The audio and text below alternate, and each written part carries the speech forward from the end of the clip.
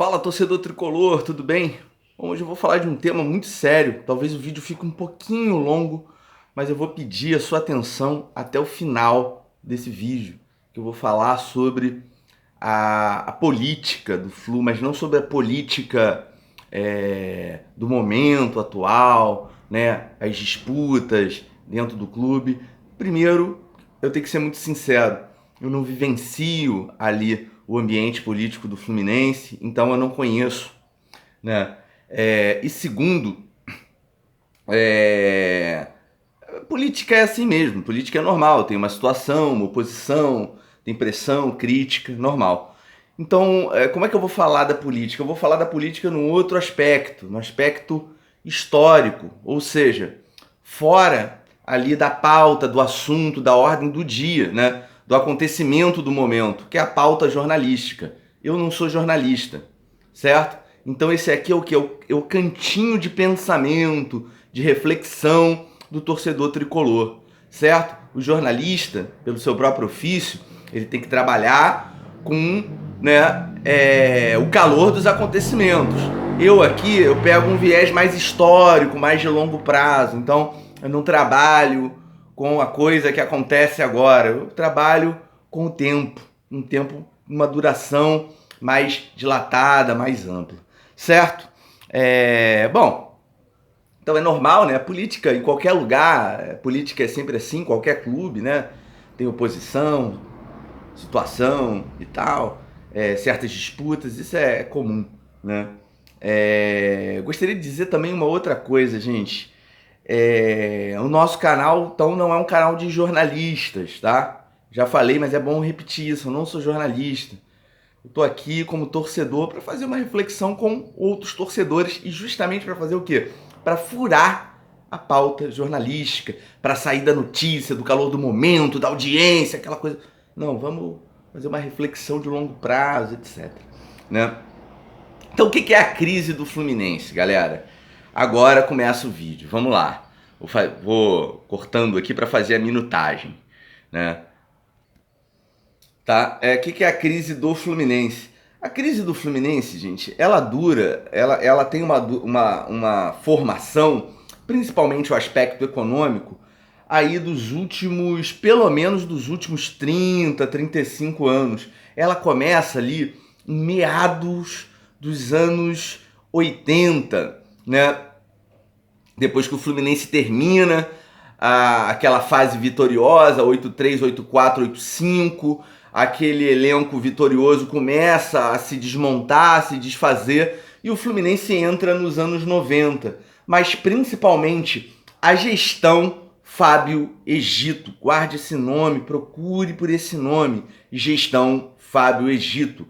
Né? Aí a gente começa a década de 90, a década das humilhações. E por que eu estou falando isso? Porque nessa época há um primado do amadorismo. O que eu estou chamando de amadorismo aqui? Bom, normalmente a palavra amadorismo ela é usada para designar alguém que tem pouca qualidade, né? Alguém que não sabe fazer o que está fazendo, né? Mas eu estou usando aqui amadorismo no seu sentido verdadeiro. O amador é aquele que não recebe remuneração, né? Então, todo aquele que tem um ofício e não recebe remuneração é um amador, né? Então, por exemplo, você pode ser um atleta amador, né?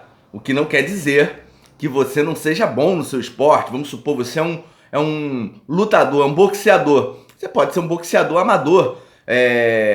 De dia você é médico, à noite você treina boxe. Isso é perfeitamente possível, né? Não quer dizer que você seja um boxeador ruim. E o que eu estou chamando de primado do amadorismo? A partir da gestão Fábio Egito, notadamente, o Fluminense vai abandonando o futebol e e toma um caminho de primado do amadorismo, né? De uma defesa do esporte amador, né? Um privilégio do esporte amador e principalmente da parte social. E aqui, nesse momento, cabe uma pergunta. Né? Uma pergunta, veja, não estou afirmando nada, cabe uma pergunta. A parte social hoje no Fluminense, nesse contexto, é superavitária? Por exemplo, a maioria dos clubes que existiam, que tinham parte social aí nos diversos bairros do Rio de Janeiro, eles acabaram falindo. E por quê? Porque a partir do século XXI surgiu um novo conceito de habitação, né? Condomínios, que eram condomínios residenciais e ao mesmo tempo clubes, com piscina, sauna, equipamentos de esporte. E o que tornou, na maioria dos bairros, o clube, né, com a sua parte social, obsoleto. Poucos clubes sobreviveram ao século XXI, às mudanças do século XXI. Um clube como o Fluminense hoje tem a sua parte social superavitária? Essa é a primeira questão, né? Então, como começa historicamente a crise, né, e a deterioração do Fluminense no futebol? Notadamente com a gestão Fábio Egito, com o primado do amadorismo, ou seja, dos esportes amadores, e o privilégio da questão social, secundarizando o futebol. Então esse aqui é o primeiro ponto que uma reflexão jornalística dificilmente vai fazer, e por isso nós estamos aqui. Vou fazer mais um corte para minutagem. O vídeo continua, fica aí, assiste até o final. O segundo ponto, galera, depois do primeiro, né, desses longos 30 e tantos anos de crise, desde o Fábio Egito, atenuados ali pelo investimento da Unimed, que com erros e acertos, né, existe uma verdade objetiva. Foi o melhor patrocínio da história do Fluminense. E resgatou ali no final do século XX, início do século XXI, o nosso clube que vinha muito mal e devolveu o Fluminense ao patamar do protagonismo nacional, sobretudo ali entre os anos de 2010 e 2012. Tá? Mas o segundo ponto, gente, é a Lei Pelé. Eu já falei aqui sobre isso. Vou deixar até o link onde eu falo da Lei Pelé, né, o link do vídeo aqui na descrição do vídeo. Depois assiste também. É um pouquinho longo, mas vale a pena. E por quê? A Lei Pelé, ela deteriorou, né, ela destruiu o patrimônio, né, que o clube de futebol tinha, o seu maior patrimônio, que era a propriedade dos direitos federativos do jogador, instituídos pela lei de 1976, lá atrás, a Era Geisel. Depois eu faço um vídeo só sobre essas leis do futebol, de como a Lei Zico, a Lei Pelé, né, terminaram aí por desorganizar o futebol brasileiro. Basicamente, o que a Lei Pelé fez? Ela não só retira do clube a propriedade sobre os direitos econômicos, federativos do jogador, como ela cria um regime que abre participação para agentes, empresários, né, e as empresas ali que administram carreiras de jogadores, eles passam a ter mais participação, né, nos direitos econômicos dos atletas. O clube fica com o ônus da formação e sem grandes garantias de quê? De ter um retorno financeiro futuro em relação a uma possível negociação desse jogador. Então o que acontece, né? Muita gente fala assim, o Fluminense vende mal. Isso é verdade? Infelizmente o Fluminense vende muito mal. Mas por que o Fluminense vende mal? Já expliquei isso aqui, vou explicar de novo rapidinho. Porque o Fluminense não tem dinheiro para pagar salário. Ué, mas o que isso tem a ver com vender mal? Tudo a ver, gente.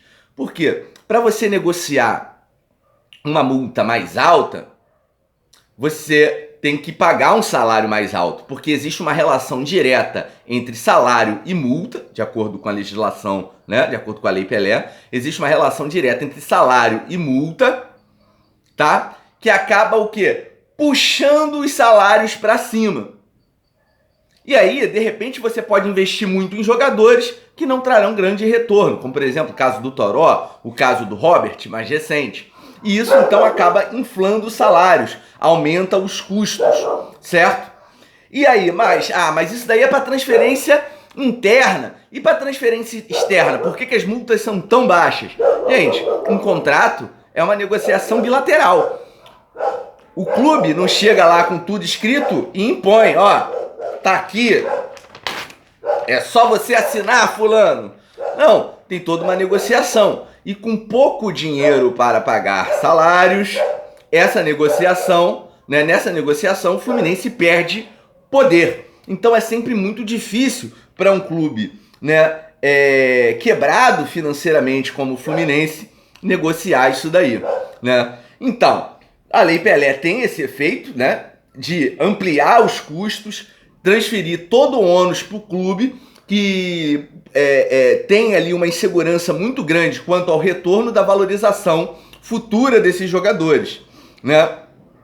E isso cria uma outra tendência, né, que é a da exportação. Facilita muito a exportação, ou seja, a Lei Pelé não pensa no mercado interno. A Lei Pelé não foi pensada para o desenvolvimento do futebol brasileiro internamente, né? Por isso, nós exportamos muitos jogadores para fora, né? Diversos valores técnicos, e aqui nós ficamos, infelizmente, com vamos dizer assim, a parte mais fraca da qualidade técnica, e o resultado é isso que vocês estão vendo nas últimas décadas. Um campeonato que piora cada vez mais. Então o Fluminense é a maior vítima da Lei Pelé. Por quê? Porque Xerém, como categoria de base, Xerém é mais antigo, esse terreno vem lá da época do Silvio Kelly, etc. Ele vira o centro de treinamento dos profissionais. Pouca gente sabe disso. Pouca gente sabe disso. E depois, no final dos anos 90, quase que junto com a Lei Pelé, é que Xerém vira ali, então, categoria de base para formar jogador. Então Xerém é quase que uma consequência da Lei Pelé, ou seja, do domínio dos empresários no futebol. O que eu tenho contra os empresários? Nada. Se tá dentro da lei, tá? É um negócio honesto. Então os caras estão ficando ricos, muita gente ganha rios de dinheiro, honestamente. Isso não cabe aqui crítica aos empresários, uma crítica moral. Ah, vocês estão ganhando dinheiro. Ninguém é culpado de ficar rico legalmente, tá? Ninguém tem culpa. Se você ficar rico honestamente, parabéns. Agora, o que tem que ser pensado? A Lei Pelé, porque o Fluminense é a maior vítima da Lei Pelé. E isso, dificilmente, o comentário jornalístico vai trazer. Grande mídia não vai falar. Quem deve falar sobre isso é a mídia independente, etc. Que no Fluminense tem muita qualidade, eu não tenho muito tempo para acompanhar, mas os portais aí que cobrem o Fluminense, eles são muito bons, né? Todos eles. O pouco tempo que eu tenho para acompanhar, eu gosto muito do trabalho jornalístico de todos eles, são bem competentes. Até os amadores, como eu, né? São aqueles que não recebem, né? Não tem isso como uma atividade profissional, digamos assim, né? São legais. Eu gosto muito da resenha do Força, Glória e Tradição, lá no Facebook. É a melhor resenha que tem. Rapaziada do Força Glória, um abraço para vocês. Mas a rapaziada, então, aí profissional de jornalismo especializado em Flu é muito boa, tá bom? Todos eles. Quando eu tenho tempo, acompanho. Hoje eu acompanhei um pouquinho, tô aqui quarta-feira para mandar esse vídeo, né? Botar no ar na quinta, porque amanhã eu vou trabalhar muito. Aí na minha profissão mesmo vai ser difícil. Para terminar, né? Então o Fluminense aí, como essa vítima da Lei Pelé, o que ele pode fazer? Pode criar um movimento de clubes para pressionar, para ter um lobby, para mudar a lei? Difícil. O futebol, ele não é pensado politicamente, ele é muito disperso, né? Você pega o agronegócio, você pega os bancos, você pega os outros setores da economia, os industriais, eles têm o quê? Eles têm think tank, eles têm uma imprensa própria, né? Eles têm força sobre os governos para colocar os seus interesses. Política é isso. Ser honesto, não estou falando mal não, tá, gente? Então os grandes empresários, eles conseguem chegar lá e colocar os seus interesses na mesa, estão certos, né? Agora, no futebol, os grandes clubes fazem isso? Não, porque são desarticulados politicamente. Então, é muito difícil uma mudança nessa legislação. Os clubes têm que começar a pensar isso aí, uma espécie de liga para debater os problemas do futebol brasileiro, rever essa Lei Pelé, vamos modificar isso. Mas enquanto isso não acontece, o que dá para fazer? Infelizmente, contrariando o meu desejo e de todos que assistem o Laranjeiras Rádio, é vender mal, por enquanto, mas aproveitar uma oportunidade. Gente, a legislação já facilita a exportação, certo? Como eu já falei anteriormente. O real está desvalorizado frente ao dólar e ao euro. O euro que é mais usado no futebol, né? Euro, depois libras. Em terceiro lugar, o dólar. o real está desvalorizado em relação a essas moedas, ou seja, ao que tudo indica, no longo prazo é possível que nós tenhamos um colapso do câmbio, o que vai reforçar ainda mais a tendência exportadora dada pela nossa legislação aí, a Lei Pelé, certo?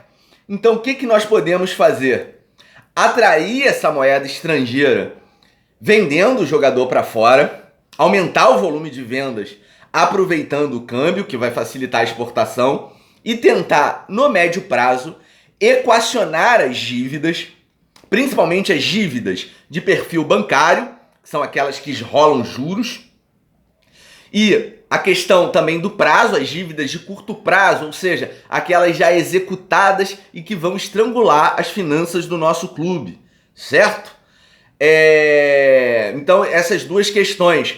E também observar, obviamente, as pendências diretas, mais objetivas, como, por exemplo, qualquer dívida com o atual elenco, para a galera ter o quê? Motivação para trabalhar e jogar. Não estou dizendo que os jogadores façam corpo mole. Não estou dizendo isso. Mas, meu amigo, é muito difícil trabalhar com salário atrasado. Se falou, vou te pagar 80 dia 30, tem que cair 80 dia 30. Do contrário, quem está errado é o empregador, que nesse caso é o nosso clube. Certo? Então, dá para aproveitar essa oportunidade do câmbio para atrair a moeda estrangeira, aumentar a exportação vendendo mal, tendo em vista que nós não temos dinheiro para negociar boas multas, mas no médio prazo equacionar esses problemas e no longo prazo, quem sabe o Fluminense consegue se arrumar em termos de finança e volta a ser ser competitivo, pelo menos dentro do mercado interno. Tá bom, galera? Isso aqui é um resumo, então, da crise política, etc. Só que não numa perspectiva jornalística, mas muito mais numa perspectiva das ciências sociais, das ciências humanas aplicada ao esporte, porque essa é a minha área de formação. Tá bom? Grande abraço, pessoal.